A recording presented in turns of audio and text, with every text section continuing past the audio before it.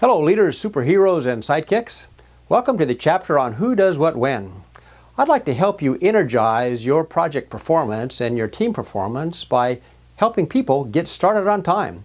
You know, I think that there's two important times in any project or task. The deadline, that is when it must get finished, and perhaps the more important time, the start date, that is when you must begin it in order to get done in time.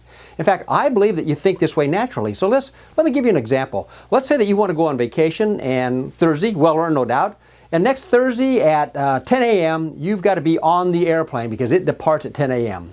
Now, if you are going to make that deadline, you've got to think back in time and think, well, when do I need to get started?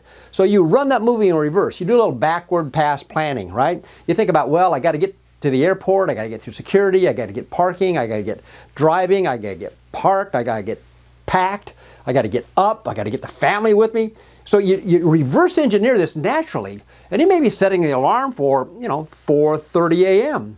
Now, if you leave at 4:30 a.m. and you know you've got just enough time to get there, how do you feel? Okay. Let's say you leave at 5 a.m. knowing you should have left at 4:30 a.m. Now how do you feel? How's the stress level? How's your ability to adapt or deal with delays? Now, leave at 4:25 a.m. and now how do you feel, right?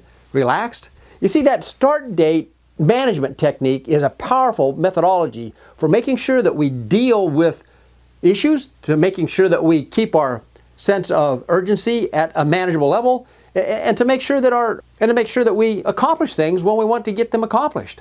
So let me show you how start date management works. Let's transition into an office environment. Let's say that you want to deliver a project by noon on Friday, and it's going to take you about, let's just call it 8 hours of work to do it. And we'll assume that that's with normal interruption stuff. But if you had 8 hours time, you could get this project done. So let's just take our to-do list and let's look at our to-do list and find those hidden deadlines. So in our to-do list or in our task analysis chart, we will write all of our tasks down. Then I want you to identify about how long it'll take to do each task. Then I want you to note when that finish no later than the deadline actually is. In this case, noon on Friday.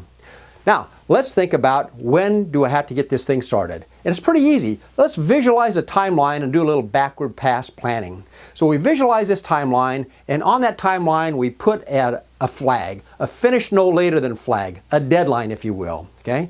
Now, if we back up from that deadline the duration of 8 hours, 8 working hours, we've got the morning of Friday and the afternoon on Thursday to work, and so we have got to get this project started no later than Thursday at noon.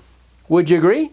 Now, if you start later, you're going to feel stressed. If problems come up, you're going to have problems. If you start a little bit earlier, well, you've got some flexibility and some adaptability. Likely the blood pressure will be a little lower too, right? So now, how soon may we start? The earliest possible start date is going to be very situational. So, do I have the stuff I need? Do I have all the content that I need, other situations, other priorities?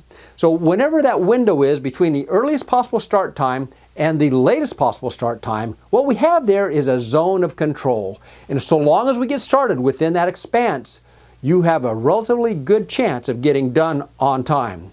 Start date management is your friend. If you will use this technique to manage your vendors, your core team members, your projects, it works just as well as your to-do list, and you'll make it to vacation on time. Remember, always trust your cape.